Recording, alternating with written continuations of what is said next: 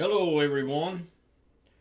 I'm Bruce Hall, and I've got a few more videos on here.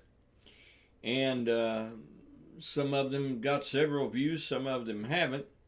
And I've gotten some responses, some from all over the world, and I appreciate for the most part, the kind words. Been a few that weren't too kind, but we welcome your comments. At any rate, I want to talk to you.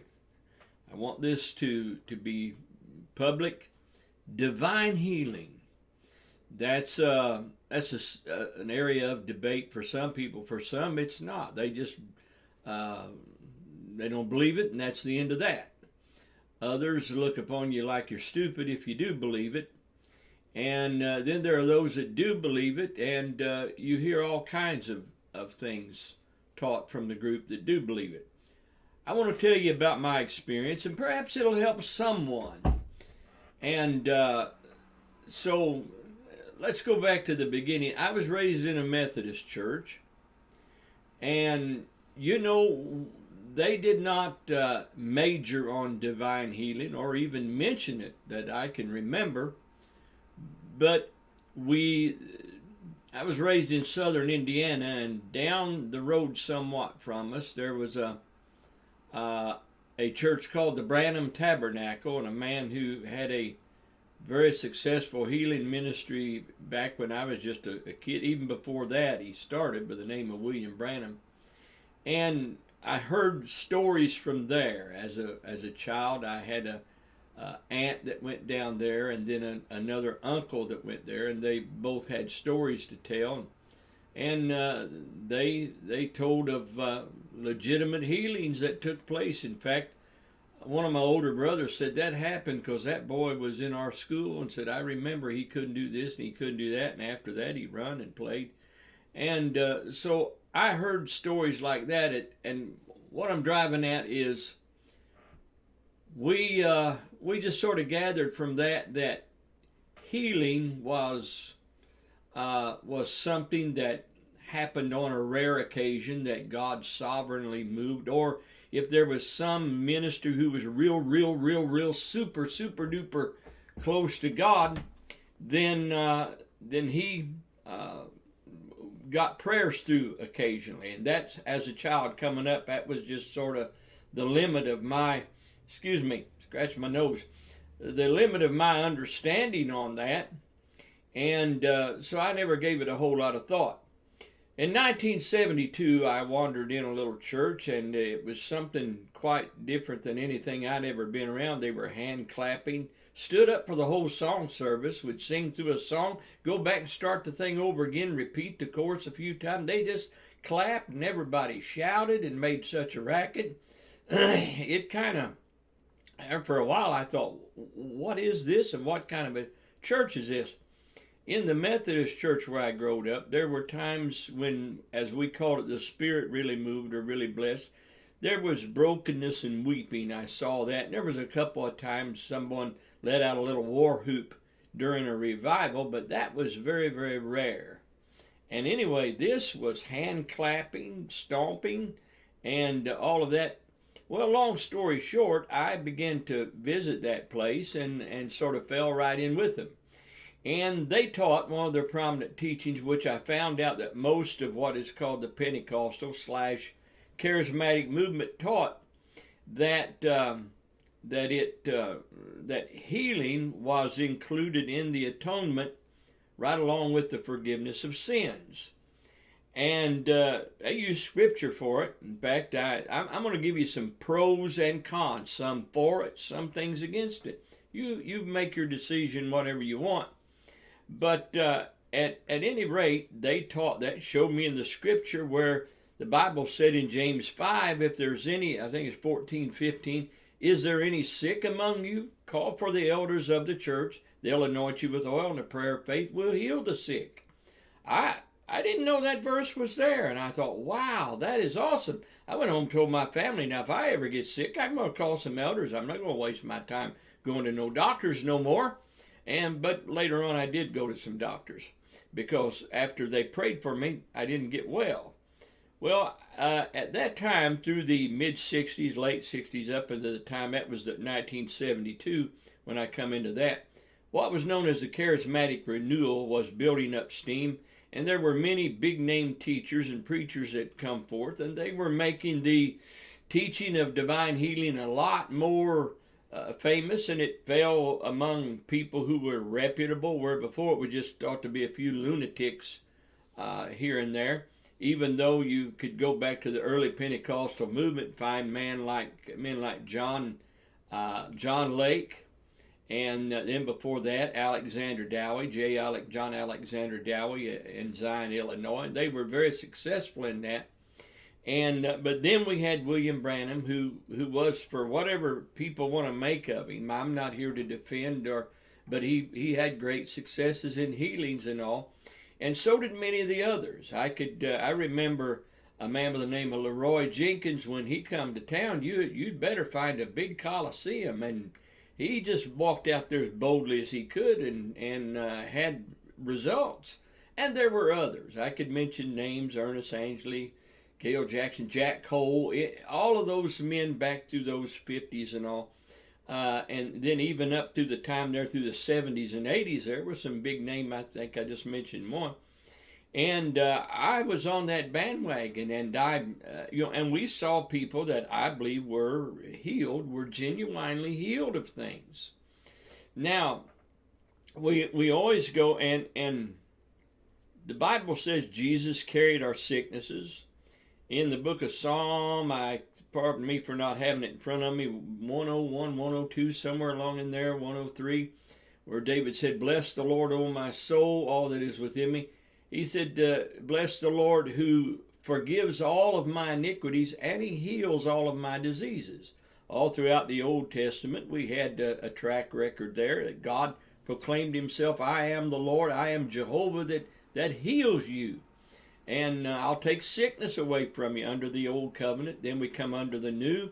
We see the ministry of Jesus Christ, it being carried on by the apostles and so on and so forth. And some have contended that was just for that time. That was just for confirmation of the gospel. And then when that happened, it went away. If you want to believe that, I wouldn't, I'm not going to try to convince you of any different. But we have history and books all down through time where during times of revival or men who had drawn very close to God, there were manifestations of bona fide real healings that took place.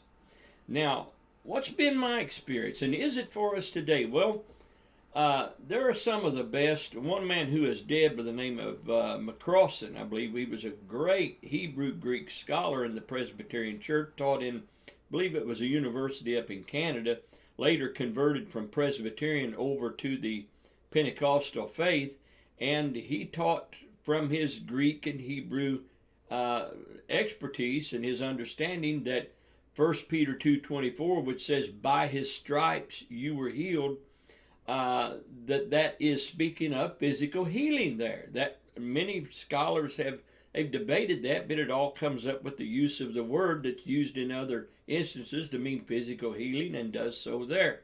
That Jesus, when he took a beating at the whipping post, it was for our healing. He bore our sickness, and then he bore our sins on the cross. So that's been my understanding of that for many, many years.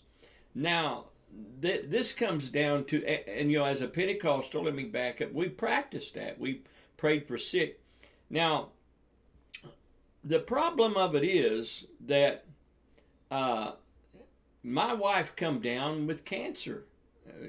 And I watched her mother die of cancer. I watched her dad die of cancer. She had another sister die of cancer. She's had others been treated, operations of cancer. It seems to just run in that family. And at any rate, when they passed that on to her, I had read all the faith books, preach faith like you wouldn't believe it, from all those great charismatic faith teachers.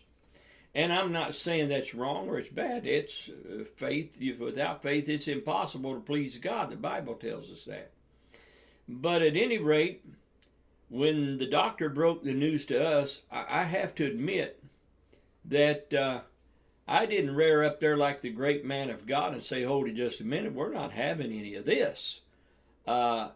it just hit me right in the midsection, and I stood there speechless and held my wife while we both cried.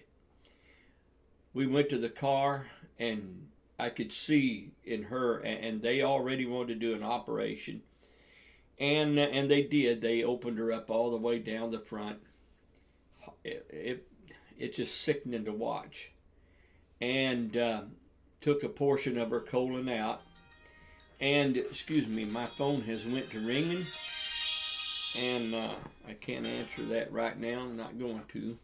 Uh, at any rate, that was hard to see, and no matter how hard I tried, I had got up and preached faith and had went on faith. Went through all kinds of places with no money in my pocket, no. I'd went just on faith and come back. I'd stepped out in faith to do many things that without the ways and means to do it, but stepped out and done it. And we, used it. But at this time, I could just reach and reach and reach all I wanted to, and I couldn't find the faith. I just couldn't find it. I was devastated. The reality, the fact that her family, some of her members had died in her family of that, and that she was sitting there, tubes in her nose, and I couldn't even bring, I tried to pray and it just choked in my throat. And I can't even find the words. I'm stuttering and staggering sitting here talking to a camera, maybe going to put this on YouTube to tell you about it, but I sit there and I just didn't have words. I didn't have, didn't even have a prayer. Doubt, fear grabbed a hold of me, and I couldn't. I'd read all the books. I'd read all of that, and had preached it for years, but I just couldn't seem to find what I'd preach or practice what I'd preached. Well, the word came a little later. The cancer spread. I can't watch my wife. And you talking about trying your faith. And I can't take any credit for what happened. I can't say, well, man, I just rose up and took the devil and bull by the horns there and shook an answer out of God. I can't say that. There was a fellow minister that visited the room, and this man struggles with some health challenges himself. But he come in and talked to a few people, stood around, and then he walked over to my wife, and he began talking. And I don't know, and her laying there with a tube out of her nose, and they had also said we're worried we can't get her bowels to start back. There's parts of her body that's not wanting to, after the operation, they weren't kicking in gear. So I was sitting there just gone. But he began praying. As he did, I don't know where it came from, but a breath of life was breathed into me, and I perked up. And when he got done praying, the darkness left the room. There was something about that prayer, I don't know what it was, but the darkness left.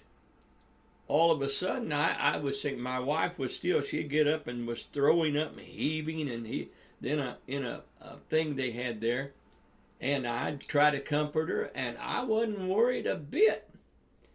Well, long story short, it's been 14 years and no cancer. She went through the chemo. The doctor, I was there when the doctor said that, he said, you should be very, very sick with this chemo. This is very strong. You should be throwing up. Your hair should be thinning. Hair didn't thin. Thinned a little maybe, but she didn't lose it. And she never got sick, not one time. And they said it usually makes people very, very sick. Didn't her. You attribute that to God or just happenstance, whatever you want. And the doctor sat down after checking her out a couple of years later, and he said, sit down, I want to talk to you. And he said, she's doing so good. And he said, there just took back, said, I can't believe it.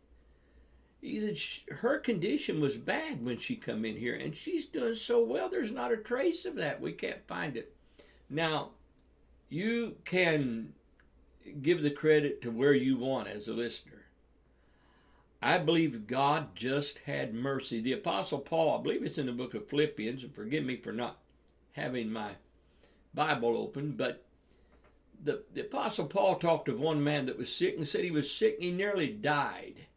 But he said God had mercy on him. I believe that's in Philippians, the first or second chapter. Said he had mercy on him and said, not on him only, but on me, lest I'd have sorrow on top of sorrow. And if my wife would have died, oh, God will uphold us. But the sorrow would have been so unbearable, I don't know, it probably would have killed me. But God had mercy, and that's who I attribute that miracle to. There's been other instances where I've prayed for people, and they got well. Now, I didn't go out and say, did you see what happened when I prayed for them? There's too much of that going on anyway. I didn't heal them, I promise you that.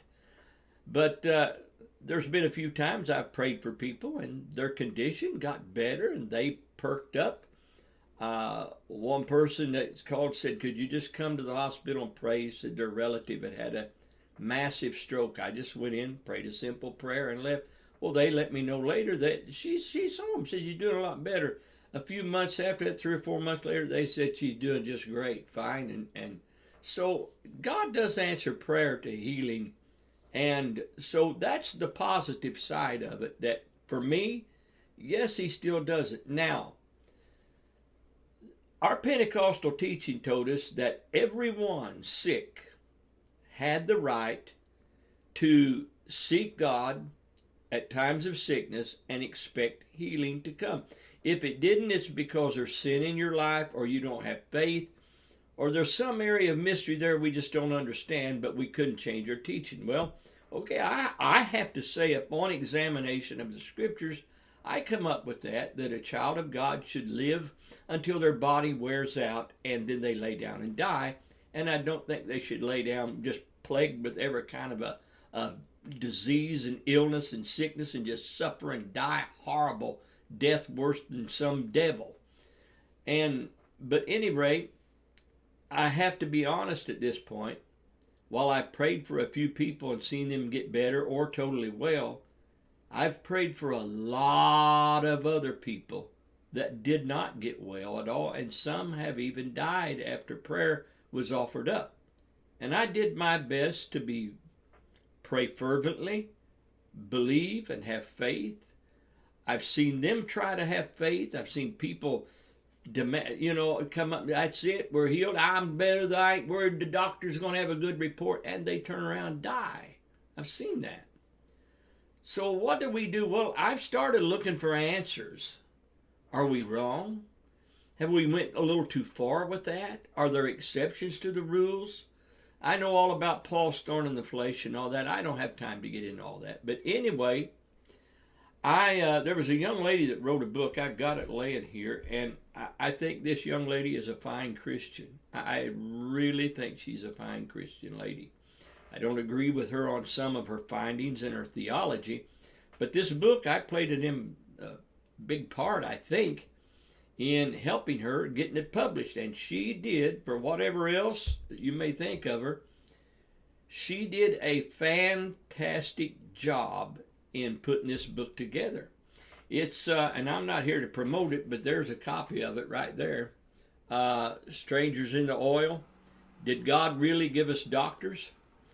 And I began to ask, why do we not see more people healed? If we're right about this, why are healings just now and then once in a while? And for the most part, we all got to run to doctors. Well, God give us doctors, folks have said, okay, have it your way. I'm not going to fight. And incidentally, my wife has been to a doctor a number of times, and I've had to go once or twice myself. But I began to entertain, after reading the material before this book was published, I read and I thought, maybe this is where we've gone wrong. All of our faith are in doctors when it insults God, and he doesn't need their help. There's nothing in the scriptures that says he gave us doctors. This book examines the background of them. They come even, and what makes it so crazy is my own personal doctor and visiting him even before this book even came around to before me. I knew a thing about it. Was he told me the very thing in this book. He said we came from witch doctors, we came from temples and pagans and all. That's where doctors the practice. And I traced it back. It did. Jesus talked to a woman, said she suffered many things at the hands of many physicians. Well, I mean, they conjured up drugs and stuff. And the very word for sorcerer in our New Testament is the word pharmakia, where we get our word pharmacy, a maker of drugs. And I thought, holy cow. And I even wrote a little introduction to this book.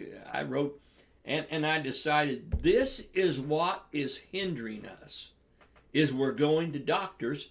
And if we're going to look into them for help instead of God, then that becomes an idol to us. Well, so I threw my medicine away. Throw my sugar medicine away and my blood pressure medicine. That was it. I'm trusting God for my healing from here on out. Preached a sermon to that effect. And,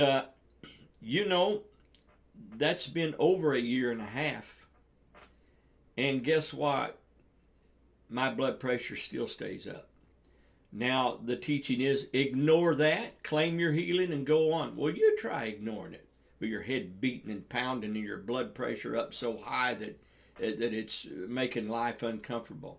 You can't sit down and eat a bowl of potatoes without your sugar going through the roof. And I have struggled with that. I put this writing in this book, which is, again, I say, man, she has a, like her, love her, whatever, disagree, but she put a good book together there. Now, would I ever tell you not to go to a doctor? No, I wouldn't. Would I condemn you? No, I wouldn't. But I will tell you, if you go on down here to one of our doctors downtown, to the clinic, you look up on the wall and there's a staff there with two snakes swirling around it and all. I go over there and get my Webster's Dictionary. A Webster's Dictionary tells you that symbol was the rod of Caduceus that Mercury carried. It's the pagan god of healing. There it is right on the side of the wall, and we're going to that stuff. So anyway, I gave in, went back to get some blood pressure pills because after going on 2 years of not taking them, my situation had grown no better.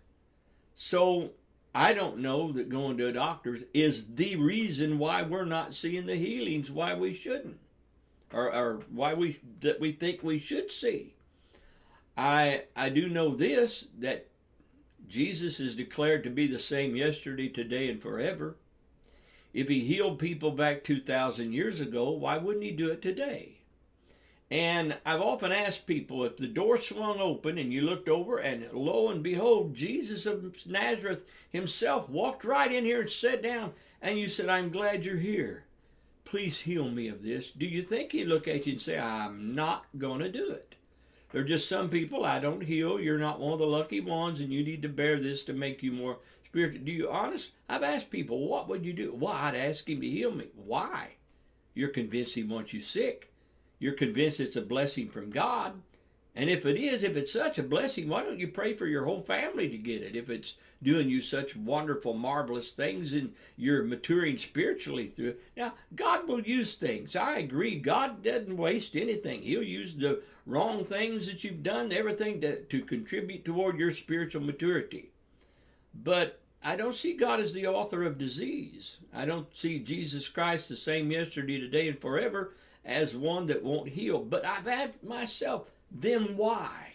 Well, we're going to doctors. We're relying on doctors. And there were a couple of people in the Old Testament that didn't fare so well when they sought to the physicians. And so, even though our physicians today are more scientific than they are conjuring up demons and all of that stuff, which they did back in those days, but still at the same time, I've done a little study here a while back. You can go Google it if you want. There was a university, I won't mention no names, I don't know if I should or I could tell you, very reputable university with one of their major doctors, and they did a survey on the leading causes of death in America.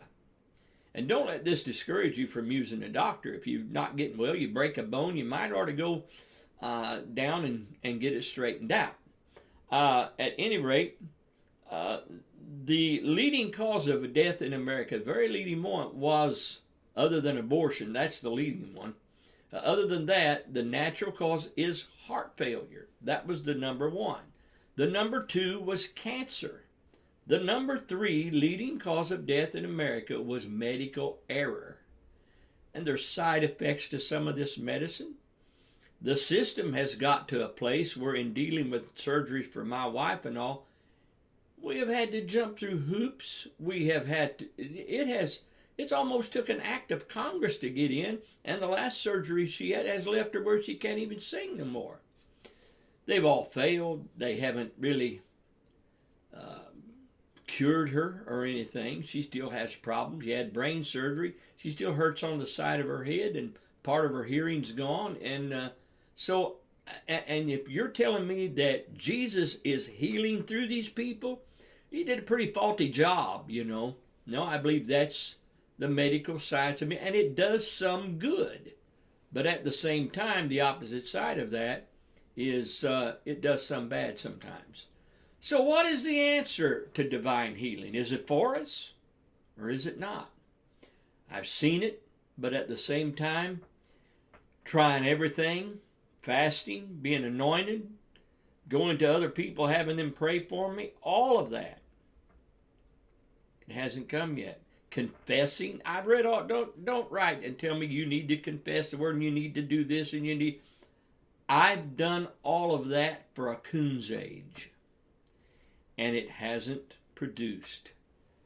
I used to preach it 40 years ago, and you know something? I saw more failure at it than I did success.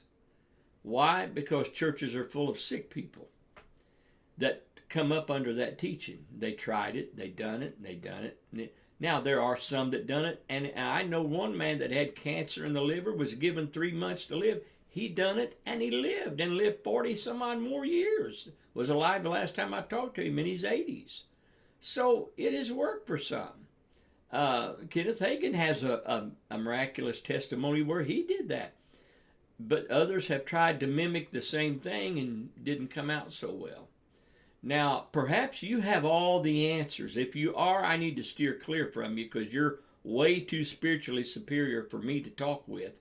And you're way up here. I've seen people like that. Let me answer your questions, and they dive out there like they've got the answers to this dilemma. You don't. So, in all of that, it leaves me with this. Does God heal? Yeah, I've seen him heal. Yeah, he heals. I won't say God does not heal sometimes. I'll say that some do not get healed. Why is that? I don't know. I don't have the answer. Is it for us today or is it not? You decide that. I'm Bruce Hall. God bless you.